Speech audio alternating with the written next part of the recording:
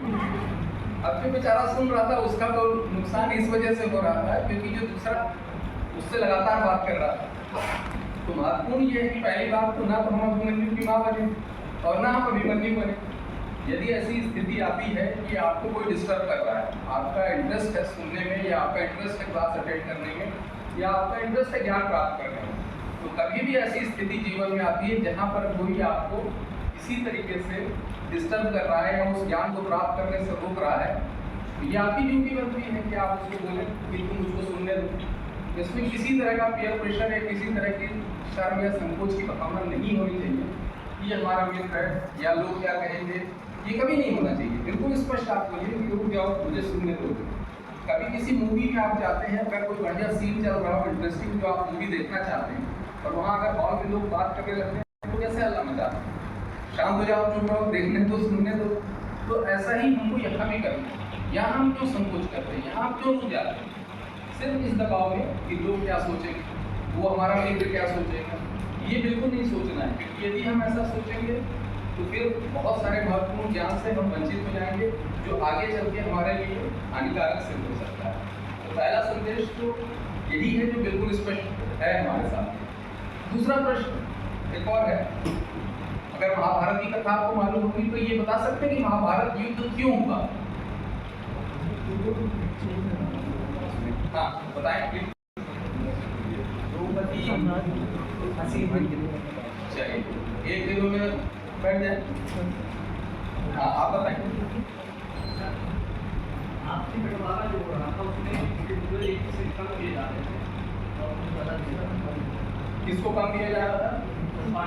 पांडवों को कम किया जा रहा था, कौरवों को ज्यादा किया जा रहा था, इसलिए युद्ध बैठ जाए। और कोई? हाँ पांडवों के पास शत्रुघ्न की उसमें मतलब कि जीत आप नहीं सकते हो, कुछ तो कुछ नहीं कर विद्युत। हाँ पांडवों के पास शत्रुघ्न को लेकर मतलब हम लोग नहीं जीत सकते हैं, ऐसा कुछ करके कोई। चलिए शकुनी के कारण युद्ध हुआ ऐसा आपका कहना है। और कोई आप?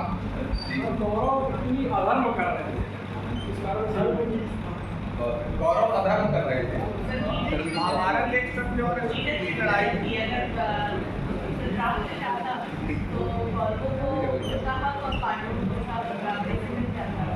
मतलब यहाँ पर भी यही है कि बराबर बंटवारा नहीं हुआ, बराबर अधिकार नहीं मिले, इसलिए हुआ।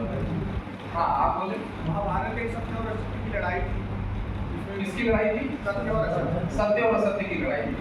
सत्य किधर था और असत्य किधर था? सत्य इस तरफ श्री कृष्ण थे, भगवान श्री कृष्ण थे, और असत्य कोई नहीं था सत्य। ठीक बैठ गया। हाँ आप बोले।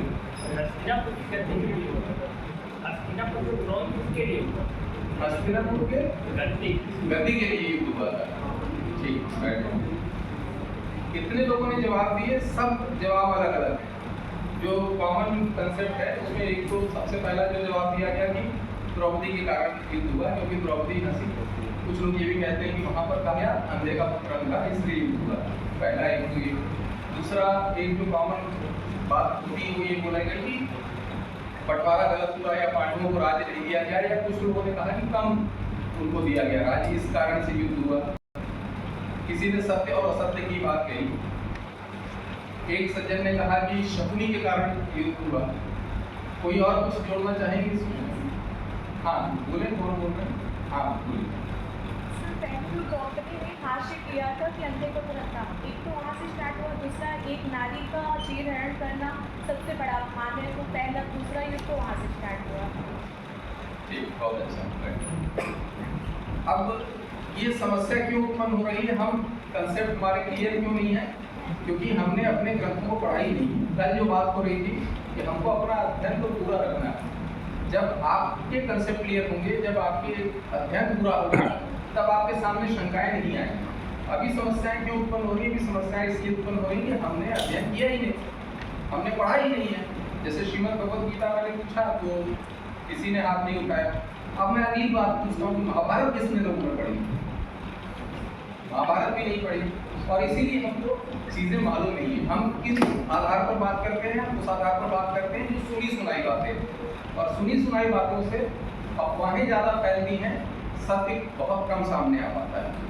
तो पहला हमको संदेश तो एक तो ये है कि हमको सुनी सुनाई बातों पर विश्वास नहीं करना। खासकर अभी जो मीडिया का युग है, खासकर सोशल मीडिया का तो आप देखेंगे सोशल मीडिया में प्रतिदिन आपको ऐसी खबरें मिलेंगी जिसमें से आधे से ज़्यादा जो होते हैं वो अफवाहें होती हैं, सही खबरें नहीं होती हैं। लेकिन आप विश्वास क्यों करते हैं? आप विश्वास इसलिए करते हैं क्योंकि आपको फैक्ट्स नहीं मालूम, आपने अध्ययन नहीं किया, आपने पढ़ा नहीं, तो जो बताया जाता है सोशल मीडिया में आप उस पर विश्वास कर लेते हैं।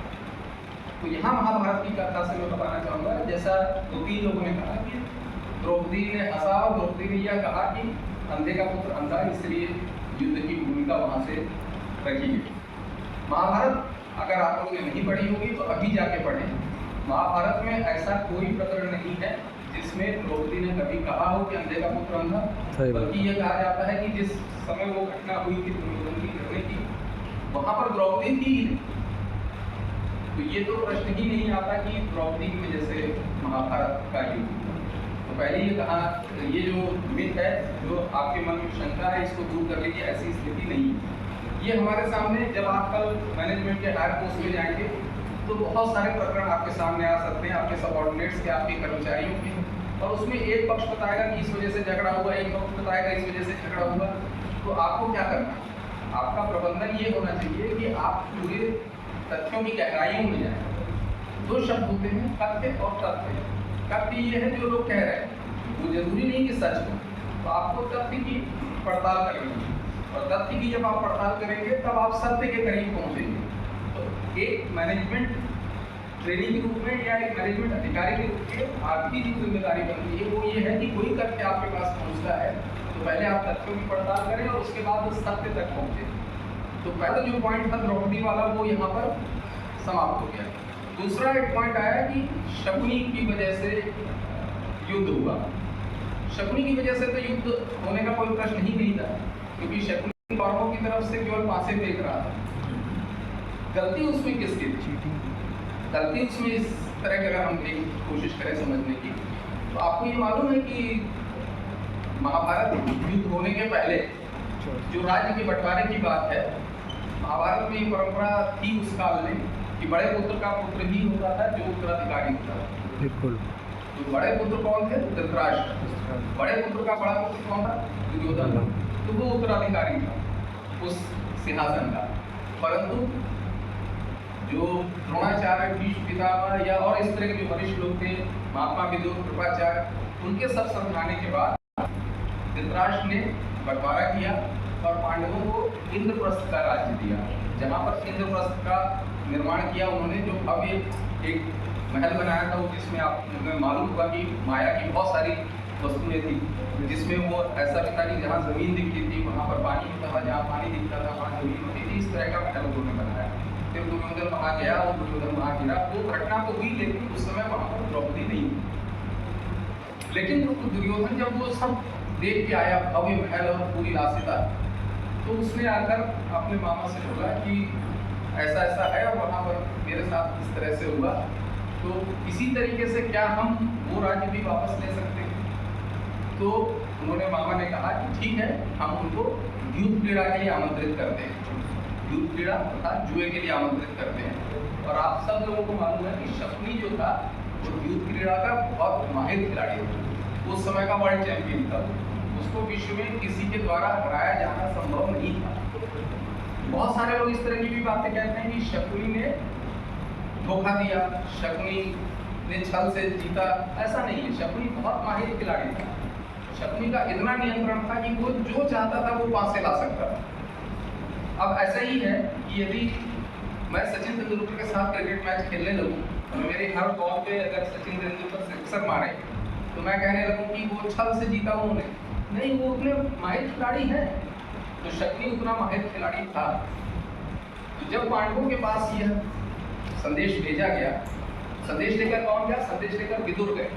विदुर को ये बात अच्छे से मालूम थी कि इनसे शकुनी से जीत पाना संभव नहीं। तो विदुर ने पांडवों को समझाया कि ये बिल्कुल इस चक्कर में मत पड़ो और इस आमंत्रण को अस्वीकार करो। अगर इस आमंत्रण को अस्वीकार कर दोगे तो इस चक्कर में नहीं फंस पाओगे। लेकिन पांडवों ने उस बात को माना नहीं। तो क्यों नहीं माना? इसलिए क्योंकि युधिष्ठिर बिल्कुल स्वयं विद्युत क्रीड़ा के बहुत अच्छे खिलाड़ी थे। ये बात शायद आपको नहीं मालूम। जब अज्ञातवास में वो विराटनगर में छुपे हुए थे, तो युधिष्ठिर का कार्य ही था कि विराटनगर के राजा को द्यूत क्रीड़ा में सलाह देना। वो उनके साथ द्यूत क्रीड़ा ही खेला करते थे। तो युधिष्ठिर स्वयं द्यूत क्रीड़ा के बहुत अच्छे खिलाड़ी थे और उनको ऐसा विश्वास था कि मैं तो जीत ही जाऊंगा, मैं हरा दूंगा उसको, शकुनी को। और उन्होंने विदुर के समझाने के बाद भी इस बात को माना नहीं और वो खेलने गए और हार गए। और वहाँ हार गए, उसके बाद जो सब घटनाएं हुई वो घटनाक्रम आप लोगों को मालूम है। द्रौपदी का चीरहरण हुआ और उसके बाद भीम ने प्रतिज्ञा की कि मैं जंगा तोड़ के या छाती चीर कर रक्त पीऊंगा। द्रौपदी ने कहा कि रक्त से मैं अपने केश धोऊंगी। ये सारी घटनाएं हुई।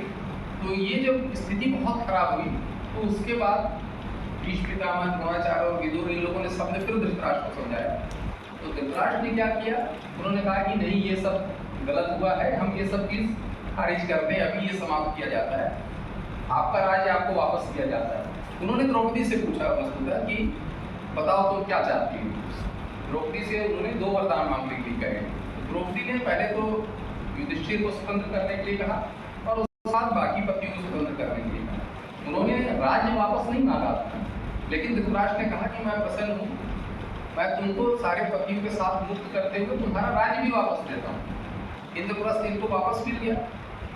अब दुर्योधन ने फिर अपने मामा जी से बात की कि ये तो बड़ा गड़बड़ हो गया, सारी जो हमारी योजना थी वो तो विफल हो गई, खराब हो गई। अगर हम इस योजना में सफल हो जाते तो सारा राज्य हमारा हो जाता, ये हमारे गुलाम हो। तो शकुनी ने कहा कि बिल्कुल चिंता करने की जरूरत नहीं है, तुम दोबारा इनसे बात करो, ये दोबारा खेलेंगे। तो आपको ये बात मालूम, दोबारा पांडवों को खेलने के लिए बुलाया गया, वो दोबारा खेलने के लिए आए और दोबारा फिर हारे, क्योंकि ये बिल्कुल स्पष्ट था कि शकुनी से जीत पाना संभव नहीं। अब इसमें समस्या क्या है, इसमें समस्या ये है कि आप देखिए दुर्योधन की बुद्धिमत्ता देखिए। दुर्योधन के पास था शकुनी, दुर्योधन को मालूम था कि हमारा बहुत अच्छा एक खिलाड़ी है और इससे जीत पाना संभव नहीं है। तो दुर्योधन ने क्या योजना बनाई, दुर्योधन ने कहा कि हम द्यूत क्रीड़ा करेंगे लेकिन हमारी तरफ से पासे शकुनी फेंकेंगे। तो पांडवों को क्या करना चाहिए, पहले या तो अस्वीकार कर देते कि हम नहीं, हमको द्यूत क्रीड़ा करनी नहीं, हम इसमें पढ़ना ही नहीं चाहते। और क्या महाभारत में कोई ऐसा पात्र था जो शकुनी को हरा सकता था? भगवान श्री कृष्ण थे। तो पांडवों को भी ऐसा कहना चाहिए था कि यदि आपकी तरफ से पासे शकुनी फेंकेंगे तो हमारी तरफ से पासे भगवान श्री कृष्ण फेंकेंगे, पर उन्होंने ऐसा कहा नहीं। अब इसमें भी कुछ लोग क्वेश्चन कर सकते हैं, जो लॉजिक रीजनिंग वाले लोग हैं वो कहते हैं कि जब शकुनी विश्व विजेता था तो आप ये दावा कैसे कर सकते हैं कि भगवान श्री कृष्ण ही जीतते? ये मन में प्रश्न आना चाहिए। हो सकता है पांडव भगवान श्री कृष्ण को भी देते तो भी शकुनी जीत जाता, ऐसा होता क्या? बिल्कुल होता। कौन जीतता? अगर भगवान श्री कृष्ण और शकुनी होते तो कौन जीतता? भगवान श्री कृष्ण जीतते। वो एक हमारे सामान्य जो सोच है, हम तो जानते हैं कि सामान्य मनुष्य का भगवान से जीत पाना संभव नहीं है, तो भगवान ही जीतते। पर अगर हम उस बात को भी अलग कर दें तो हम देखें भगवान श्री कृष्ण को पूर्ण अवतार कहा जाता है। पूर्ण अवतार का क्या अर्थ होता है?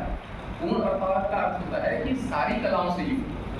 तो जो सारी कलाएं हैं उन कलाओं में से एक कला द्यूत क्रीड़ा भी होती है, जिसके स्वामी भगवान श्री कृष्ण। ये भी आपको वर्णन हमारे ग्रंथों में मिल जाएगा। और इसके अलावा भगवान श्री कृष्ण श्रीमद् भगवद गीता में ही अर्जुन को बताते हैं कि द्यूतम छलयताम अस्मि, अर्थात छल करने वालों में मैं ही द्यूत हूँ। तो भगवान श्री कृष्ण स्वयं द्यूत के अवतार थे और साथ में उस जो उन्होंने कलाएं सीखी हुई थी 64 कलाओं में पूरी तरह से पारंगत थे। तो वो किसी भी तरह से उनको पराजित कर पाना संभव नहीं था। तो यदि पांडवों ने अपनी ओर से भगवान श्री कृष्ण को रखा होता तो उनका हारना संभव ही नहीं था, और ना उनका राज्य जाता और ना सारी इतनी समस्या होती। लेकिन पांडवों ने ऐसा किया नहीं। क्यों नहीं किया? 2 कारण। पहला कारण संभव था युधिष्ठिर का अहंकार कि मैं तो बहुत अच्छा खिलाड़ी हूँ, मैं तो जीत ही जाऊंगा, पहली बात। दूसरी बात, उस समय में भी द्यूत क्रीड़ा या जुए को अच्छा नहीं माना जाता था। विदुर ने बात की थी कि ये अच्छी नहीं है, इस तरह का हमको नहीं करना चाहिए। लेकिन उसके बाद भी ये हुआ, तो हो सकता है कि पांडवों के मन में या युधिष्ठिर के मन में ये बात भी शंका रही होगी, यदि वो भगवान श्री कृष्ण के पास ये प्रस्ताव लेके जाते हैं तो वो मना कर देंगे कि कहाँ ये